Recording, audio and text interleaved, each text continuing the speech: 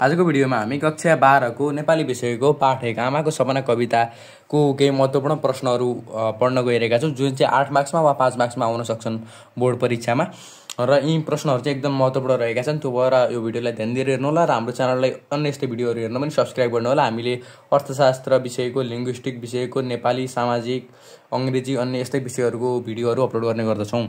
1 नम्बरमा छ आमा कवितामा आमा र छोरा केको प्रतीकका रूपमा प्रयोग गरिएका छन्। नेपाली साहित्य जगतमा प्रथम गद्य कविका रूपमा स्थापित भएका कवि गोपाल प्रसाद रिमाल प्रेम, विकृति, विसङ्गतिलाई आफ्नो कविताको माध्यमबाट प्रस्तुत गरी आवाज उठाउने, समाज सुधारक अभिव्यक्ति प्रस्तुत गर्ने कवि हुन्। यस आमाको सपना कवितामा पनि चिनिएको कविताबाट लेखिएको हो।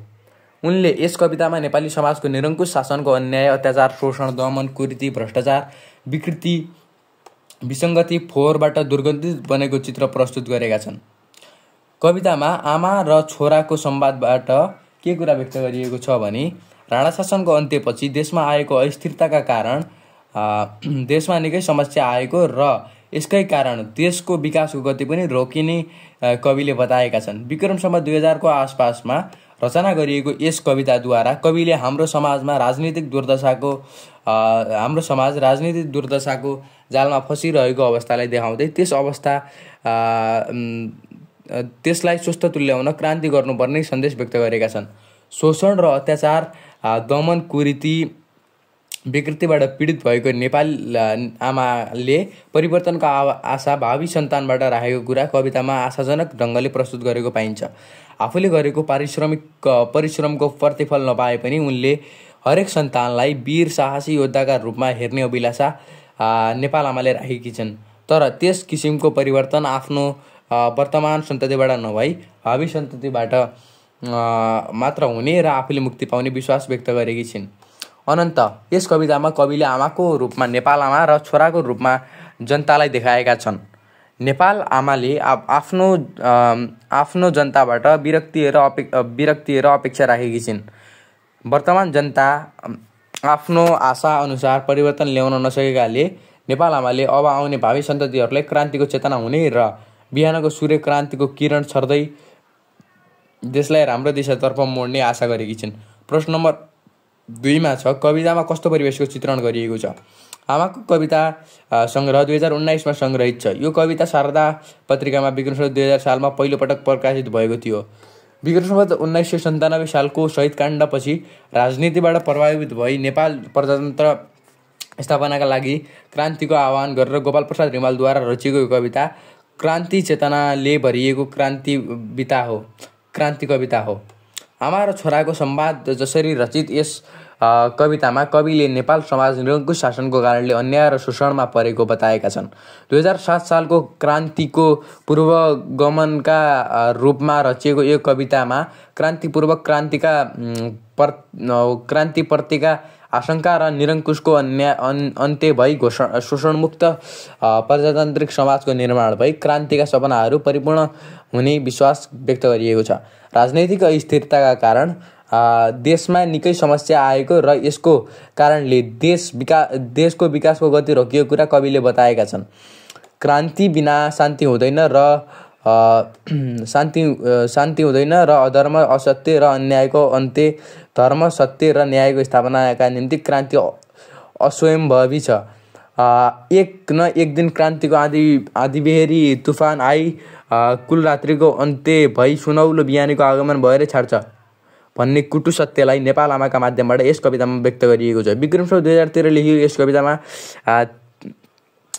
त्यति बेलाको सामाजिक वातावरणको चित्रण गरिएको छ वा त्यति बेलाको समाजको परिवेशको चित्रण गरिएको छ। सरकार राम्रो नभएका हुनाले देशमा हिंसा, हत्या, अत्याचार बढेको र देशलाई स्वस्थ बनाउनका लागि क्रान्ति आवश्यक पर्ने कविले बताएका छन्। तत्कालीन समयका युवालाई कविले कविताको माध्यमबाट अहिलेको पिँढीमा वीरताको कमी भएको भन्दै सचेत पारेका छन्। अबका पुर्खालाई नयाँ जोस र जाँगरले नै देशमा क्रान्ति ल्याउन र देशको मुहार फेर्नका लागि कविताबाट आग्रह गरिएको छ। अत यस कवितामा देश र जनताको मुक्तिका लागि क्रान्ति अस्वयम्भावी हो अनि क्रान्तिप्रति संशय र शङ्का र आशंका भएको परिवेशका साथै जनतामा राजनीतिक सचेतना वृद्धि हुँदै गएको एवं निरङ्कुश शासनको विरुद्धमा विद्रोहको स्वर बुलन्द हुँदै गएको, प्रजातन्त्रप्रति आशावादी सोच पलाउँदै गएको, निरङ्कुशताको बीचमा पनि विद्रोहको स्वर गुन्जायमान अनि उकुस मुकुस निरङ्कुश जहानिया राणा शासन कालको वातावरण र परिवेशको चित्रणसँगै क्रान्तिप्रतिको आशावादी दृष्टिकोण प्रस्तुत गरिएको छ वा गरिएको पाइन्छ। 3. मैले यसरी रोगीलाई चाहिँ तिम्रो कपाल मुछाएर रहनुपर्ने छैन कविता अंशबाट कविले के भन्न खोजेका हुन्, आफ्नो प्रतिक्रिया व्यक्त गर्नुहोस् भनेको छ। यसको उत्तर रहेको छ आमाको सपना कविता गोपाल प्रसाद रिमालको सर्वोत्कृष्ट रचनामध्ये एक हो। नेपाली साहित्य जगतमा प्रथम गद्य कविका रूपमा स्थापित भएका गोपाल प्रसाद रिमाल प्रकृति प्रेमी विकृति विसङ्गतिलाई आफ्नो कविताको माध्यमबाट प्रस्तुत गरी आवाज उठाउने समाज सुधारक अभिव्यक्ति प्रस्तुत गर्ने कवि हुन्। आमा र छोराको संवाद जसरी रचित यस कवितामा कविले नेपाली समाज निरङ्कुश शासनको कारणले अन्याय र शोषणमा परेको बताएका छन्। उनले यस कवितामा आमाले आफूले देखेको क्रान्तिको सपनाप्रति छोराको संशय निवारण गरी विश्वास दिलाएकी छन्।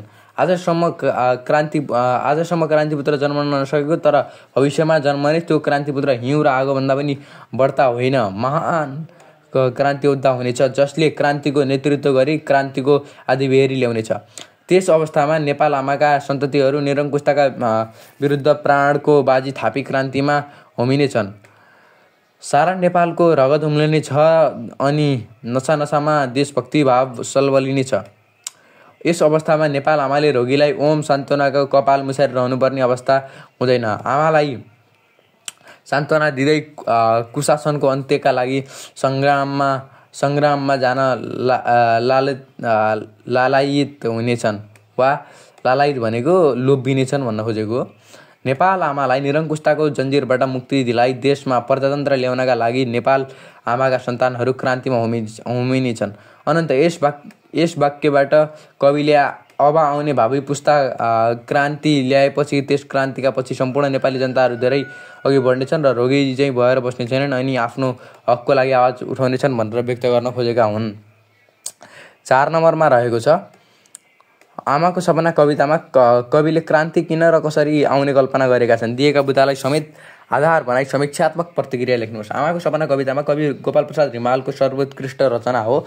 यस कवितामा कविले नेपाल आमाको निरङ्कुश शासनको नेपाल समाजको निरङ्कुश शासनको अन्याय, अत्याचार, शोषण, दमन, कुरीति, भ्रष्टाचार, विकृति, विसङ्गति रूपी फोहोरबाट दुर्गन्धित बनेको छ र नेपाली समाजमा परिवर्तन ल्याउन क्रान्ति गर्न आवश्यक रहेको भाव कवितामा आमा र छोराको संवादबाट प्रष्ट पारेका छन्। आमाको सपना कविता एक क्रान्तिकारी भाव झल्काउने कविता हो। विक्रम 2000 को आसपासमा सिर्जना गरिएको उक्त कविताले राणा शासनपछि राजनैतिक अस्थिरताका कारण देश पछि परेको समयमा जनतालाई क्रियाशील भएर देश विकासमा लाग्न अनुरोध गरेको छन्। निरङ्कुश शासनको अन्याय र अत्याचारलाई चिरेर सुन्दर भविष्यको कल्पना गर्न क्रान्ति चाहिएको हो भनेर कविले देखाएर आउने पुस्ताको हावाभन्दा चर्को बेग हुने र बिहानको सूर्य जस्तै विकराल र उज्यालो क्रान्ति हुँदै आउने कुरा कवितामा गरिएको छ। अनन्त वा अन्त्यमा कवितामा कविले नेपाल आमालाई निरङ्कुशताको जन्जिरबाट मुक्ति दिलाउनका साथै नेपाली जनताले जीवन रक्षाका लागि अर्को आश्चर्य खोज्नुपर्ने अवस्थाको अन्त्य गरी सम्पूर्ण जनतालाई स्वतन्त्रता दिलाउन र समतामूलक समाजको निर्माण गरी आमाको समृद्धिका सपना साकार पार्न पाउने कल्पना कविले आमाका माध्यमबाट प्रकट गरेका छन्। आमाको सपना के हो र त्यो कसरी साकार हुन सक्छ? आमाको सपना कविताका आधारमा समीक्षात्मक उत्तर लेख्नुहोस्। 5 नम्बरमा रहेको छ नेपाली कविताका प्रथम गद्य कवि गोपाल प्रसाद रिमालद्वारा रचित आमाको सपना कविता राष्ट्रप्रेमको भावनाले ओतप्रोत र उत्कृष्ट क्रान्तिकारी विचार अभिव्यक्ति भएको कविता हो। उनका कवितामा नेपाली समाजको व्यापक अन्याय, अत्याचार, शोषण, दमन, कुरीति, भ्रष्टाचार आदिका विरुद्धमा क्रान्तिकारी आवाज उठाइएको पाइन्छ। आमाको सपना कवितामा कविले नेपाल समाज निरङ्कुश शासकको अव्याय, अत्याचार र विकृति विसङ्गति रूपी फोहोरबाट दुर्गन्धित बनेको छ र यसलाई स्वस्थ तुल्याउन क्रान्ति गर्न आवश्यक रहेको भाव कवितामा उपस्थित आमा र छोराको बीचको संवादबाट व्यक्त गरेका छन्।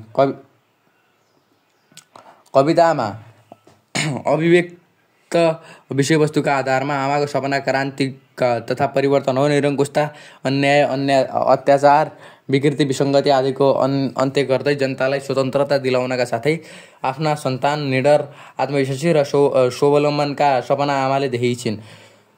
क्रान्ति आउने कुरामा आमाको आशावादी दृष्टिकोण कवितामा प्रस्तुत गरिएको छ। नेपाल आमाले शिशुकै कलिलो मुहारमा क्रान्तिको छाप देख्न चाहन्छन् र बालकको तोते बोलीमा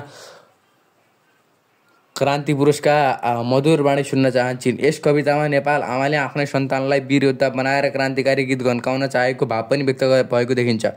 क्रान्तिको अवतरण भएपछि क्रान्ति चेतना सुन्ने शिशु पनि यसको अनुयायी हुनेछ अनि क्रान्तिको बिगुल बजेपछि सत्यमाथि हुने अन्याय अत्याचार विरुद्ध सबै जनताहरू लागि पर्नेछन्। समाजमा विद्यमान अन्याय अत्याचार विरुद्ध सबैलाई क्रान्तिमा होमिन आह्वान गर्ने उद्देश्यले यस कवितामा विस्तार भएको छ। अन्त्यमा आमाले आफूले निरन्तर पाइरहेको वेदनाको कारण अब जन्मिने हरेक सन्तान साहसी योद्धाका रूपमा